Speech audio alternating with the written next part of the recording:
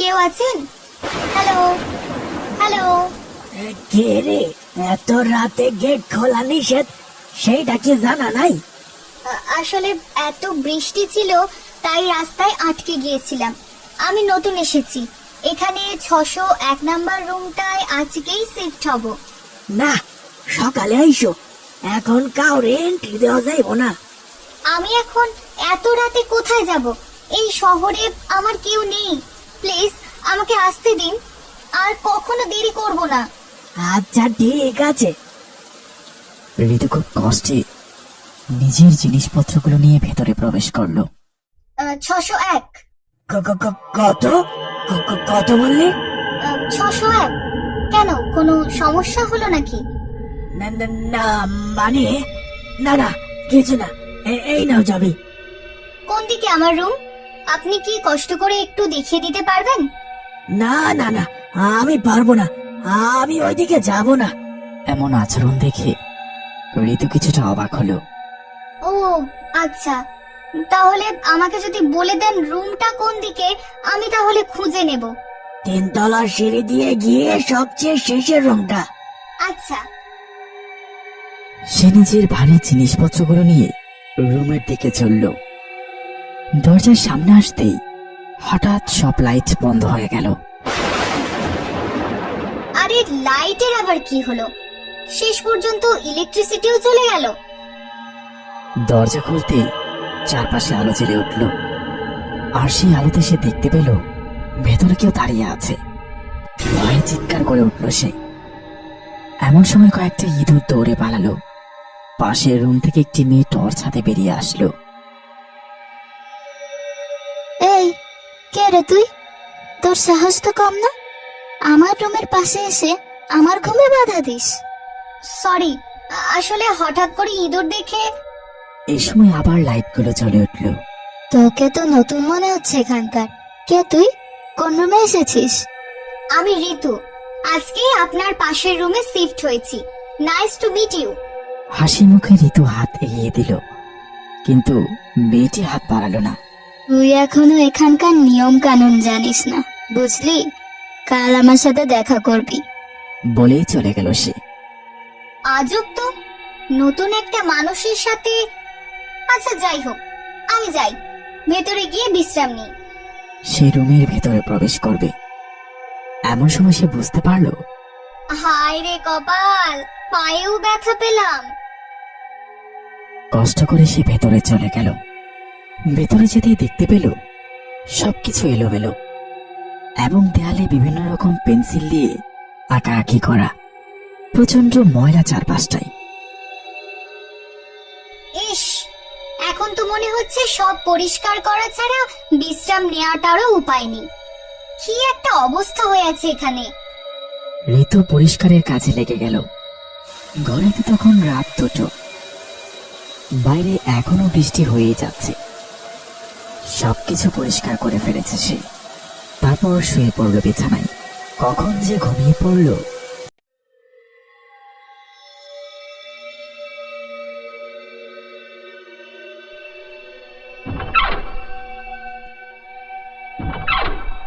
আর একটু ঘুমোতে দাও না মা। ও মা, এখন নাস্তা খাবো না গো, একটু ঘুমোতে দাও। এই মেয়ে, তাড়াতাড়ি ওঠো। এই, পরে খাবার শেষ হয়ে গেলে আর নাস্তা জুটবে না কপালে। আরে তাই তো, আমি তো এখন শহরে এসেছি, এখানে মা বাবা কেউ নেই। আবদার করে শুয়ে থাকা যাবে না, তাড়াতাড়ি হাত মুখ ধুয়ে নে ঋতু। এত বেলা পর্যন্ত ঘুমিয়ে থাকলে চলবে? নিয়ম কানুন বলে তো কিছু আছে নাকি? সরি, আসলে রুমটা এত নোংরা ছিল, গত রাতে আমি। কোনো কথা শুনতে চাই না, তাড়াতাড়ি নিচে আসো, নাস্তা খেয়ে নাও, নইলে উপোস থাকো বাবু। আমার কি? ঋতু নিচে চলে আসলো। টেবিলে সাজানো আছে খাবার। সে একটি রুটি নিতে যাবে, এমন সময় একটি মেয়ে তাকে ধাক্কা দিল। আরে, তুই গত রাতের মেয়েটা না আমার পাশের রুমের? হ্যাঁ, আপনার নামটা? আমাকে ম্যাডাম বলে ডাকবি, ম্যাডামই হচ্ছে আমার নাম। পাশে থাকা মেয়েগুলো খিলখিল করে হাসতে লাগলো। এই বলতো, তোর গ্রাম কোথায়? দেখে তো মনে হচ্ছে কোনো আড়াপাড়া গ্রাম থেকেই এসেছিস। প্লিজ, আপনি আমার সাথে এমন ব্যবহার করবেন না। আমি আপনার সাথে কোনো ঝামেলায় যেতে চাই না। আপনিও আমার সাথে ঝামেলা করবেন না। ওমা দেখছিস তোরা, মুখে মুখে তর্ক করছে। খুব সাহস তোর, তাই না? দেখবি তোর সাহসিকতা কিভাবে ছুটায়। কিন্তু আমি তো এখনো নাস্তা করতে পারিনি। তাতে আমাদের কি? ক্লাস শেষ করার পর আবার সেই মেয়েটির সাথে দেখা হলো। এই গেউভূত, আজকে যে অ্যাসাইনমেন্টের কথা বলেছে, তোরটার সাথে আমারটাও করে আনিস। মানে আবার কি? এখানে পড়তে হলে, হোস্টেলে থাকতে হলে আমি যা বলি তোকে করতে হবে। সুমির দেয়া খাতাটা হাতে নিয়ে তাকিয়ে রইল সে। মনে মনে কিছুটা আফসোস করে ক্লান্ত পায়ে এগিয়ে চলল হোস্টেলের দিকে। এসে থেকেই কিছু ভালো কাটছে না। আমি গ্রাম থেকে এসেছি বলে আমার সাথে এমন করবে? নিজের কাজেরই শেষ নেই, সেখানে এখন ওদের হোম টাস্কটাও আমাকে করতে হবে। মনে এটা সেটা ভাবতে ভাবতে একটা চলন্ত গাড়ির সামনে এসে পড়ল ঋতু। যখন গাড়িটা তাকে চাপা দেবে, এমন সময় একটা হাত তাকে টেনে সরিয়ে নেয় সেখান থেকে। কিন্তু মানুষ জড়ো হতেই চোখের পলকে অদৃশ্য হয়ে গেছে সে। কে কে ছিল? কে বাঁচালো আমায়? আমি নিশ্চিত আমি কাউকে দেখেছিলাম যে আমাকে বাঁচিয়েছে। ঋতু তার রুমে বসে পড়াশোনা চালিয়ে যাচ্ছিল। এমন সময় দরজায় নক। সে দরজা খুলে দেখতে পেল কিছু মেয়ের সাথে দাঁড়িয়ে আছে সুমি। কি হলো তোমার এখানে? কিছু প্রয়োজন? গত 2 দিন থেকে আমাদের জামা কাপড় ধোয়া হয়নি। তাহলে আমি কি করব? কি বলছো তোমরা এসব? আমি পড়ালেখা করছি, আর এমনিতেও আমি কেনই বা তোমাদের কাজ করব? বলতে না বলতেই সুমি চুল টেনে ধরল ঋতুর। খুব সাহস হয়েছে, তাই না? আমার মুখের উপর তর্ক। উফ, ছাড়ো বলছে, লাগছে।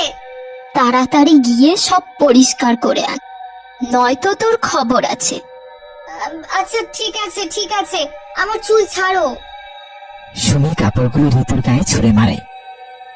কোনো উপায় না পেয়ে বাধ্য হয়ে সে কাপড়গুলো তুলে নিয়ে ভেতরে চলে যায়। বাথরুমে ঢুকে সাবানের উপর পা রাখতে পিছলে পড়ে যেতে লাগলো সে। এমন সময় অদৃশ্য কেউ তাকে হাওয়ায় তুলে ধরল। কে? এখানে কে আছে? না, সবটা কোনোভাবেই আমার মনের সন্দেহ হতে পারে না।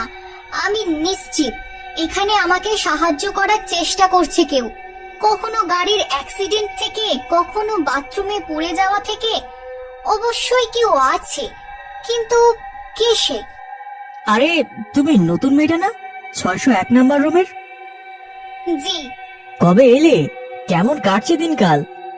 গত রাতেই এসেছি। ঋতুর হাতে এতগুলো কাপড় দেখে জিজ্ঞাসা করলো, এখানে সবাই তোমার সাথে ভালো আচরণ করছে তো? কোনো সমস্যা হলে আমাকে জানাবে। আসলে কিছু কিছু দুষ্টু মেয়ে আছে, নতুন মেয়েদের পেলে ফাইজলামি করে। তোমার সাথে অমন কিছু করছে না তো?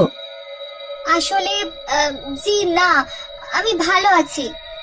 আচ্ছা, তাহলে আমি চলে, তুমিও তোমার রুমে চলে যাও। এমনিতেই তো ঝামেলার অভাব নেই, এখন যদি বিচার দেয় তাহলে ওই সুমি নামের মেয়েটা আমার জীবন নরক করে ফেলবে। থাক ভাই, আমি ওদের থেকে দূরে দূরে থাকলেই ভালো। সে নিজের রুমে চলে গেল। ঠিক সেই সময়টাতেই হঠাৎ করে সিলিং ফ্যানটা ছুটে পড়ল, কিন্তু ফ্যানটা তার গায়ের সামনে এসে থমকে গেল। ঋতু দীর্ঘ শ্বাস ছেড়ে কান্না করতে করতে বলল, কে তুমি? আমাকে কেন সাহায্য করছো? প্লিজ আমাকে বলো, প্লিজ দেখা দাও, প্লিজ। আমি তোমার কোনো ক্ষতি করব না। বলতে না বলতেই দৃশ্যমান হলো একটি ছেলে, যার গায়ে ভয়ঙ্কর কালো দাগ, মুখ ফ্যাকাশে। তুমি কি আমায় ভয় পাও না? ঋতু কিছুক্ষণের জন্য স্থির হয়ে গেল, তারপর মনে সাহস নিয়ে বলল, না, তুমি তো আমার বিপদের বন্ধু, তোমাকে কেন ভয় পাবো বলো? এই শহরে আসার পর থেকেই তুমি আমাকে সাহায্য করে যাচ্ছ, তাহলে কেন আমি তোমাকে ভয় পাবো? আমি তো ভয় পাই এখানে থাকা স্বার্থপর মানুষগুলোকে। তা ঠিক বলেছ। তোমার নাম কি? আমার নাম রবিন। এখানে আসার পর থেকে আমার একটাও বন্ধু হয়নি, শুধুমাত্র আমি গ্রাম থেকে এসেছি বলে। এখানে পরিবার ছাড়া থাকতে আমার ভীষণ কষ্ট হয়, কিন্তু তার মধ্যে এত নিষ্ঠুর আচরণ আমার জীবনটাকে নরক করে তুলেছে। তোমার যদি একটা ভূতের সাথে বন্ধুত্ব করতে সমস্যা না হয়, আমার কিসের আপত্তি? তুমি নিশ্চয়ই ওই ফ্যানটার জন্য ব্যথা পেয়েছো। ভূতের আবার ব্যথা? তারা দুজনেই একসাথে হেসে উঠল। এভাবেই কাটতে লাগলো কয়েকদিন। তাদের দুজনের মাঝে সুন্দর একটি বন্ধুত্ব গড়ে উঠেছে। মাঝে মাঝে অন্ধকারে রবিনকে দেখে ভয় পেয়ে যায়, কিন্তু তবুও তাদের মাঝে কখনো বন্ধুত্বের ফাটল ধরেনি।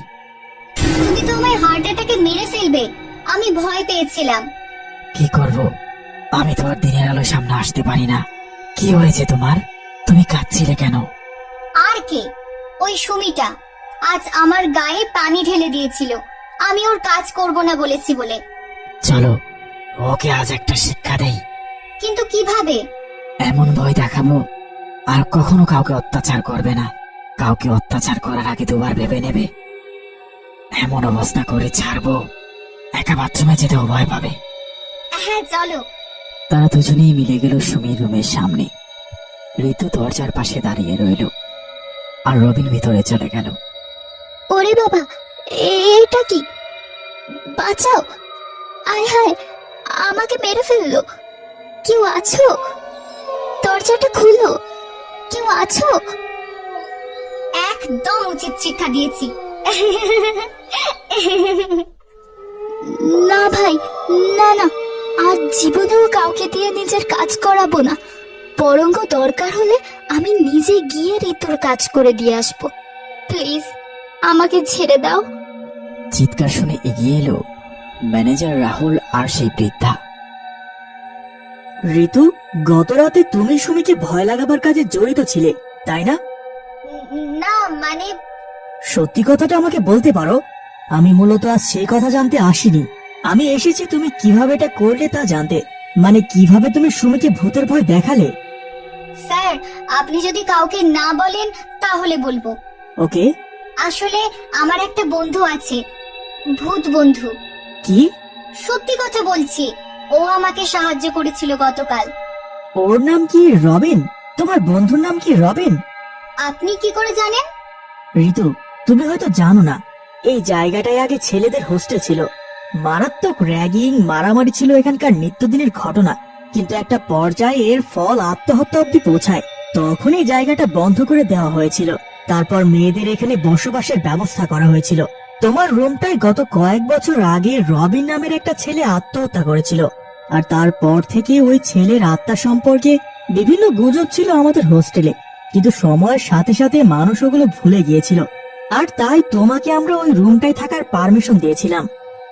ও, তার মানে রবিন আত্মহত্যা করেছিল? কিন্তু কেন? তা তো আমিও জানি না, তবে খুবই দুঃখের একটা জীবন পার করছিল ছেলেটা। কিন্তু যদি সত্যি রবিনের আত্মা এখনো এখানেই থেকে থাকে, তাহলে আমি বলবো মরার পরও রবিন শান্তি পেল না। কেন? কারণ মৃত্যুর পর কোনো আত্মা পৃথিবীতে ঘোরাঘুরি করে না ঋতু। যারা করে তারা দুর্ভাগ্যবান, দুঃখী। কি ব্যাপার, কেন ডাকলে আমায়? রবিন, তোমার সাথে কি হয়েছিল? কেন তুমি এখনো এখানেই পড়ে আছো?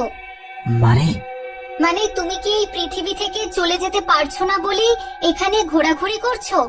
হ্যাঁ ঋতু, আসলে আমার মৃত্যুর পর আমার আত্মাটা এখানে আটকা পড়ে যায়। আমার দেহটাকে ফেলে দেওয়া হয়েছে ময়লার বাগানে। কি? হ্যাঁ ঠিক বলেছি।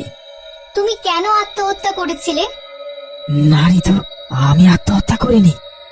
আমাকে খুন করা হয়েছিল। ভার্সিটির কিছু স্টুডেন্ট মিলে আমাকে জোর করে অনৈতিক কাজে যুক্ত করতে চেয়েছিল, কিন্তু কিন্তু আমি তাদের কথায় রাজি হইনি। আমি তাদের কুকীর্তি ফাঁস করতে চেয়েছিলাম, তাই তারা আমাকে হত্যা করে আত্মহত্যার নাটক বলে চালিয়ে দেয়। তাহলে তোমার আত্মাকে মুক্ত করতে আমি কি করতে পারি রবিন? আমি জানি না ঋতু, শুধু এটুকু মনে আছে, আমাকে মারার পর আমার শরীরটা তারা ময়লায় ফেলে দিয়েছিল।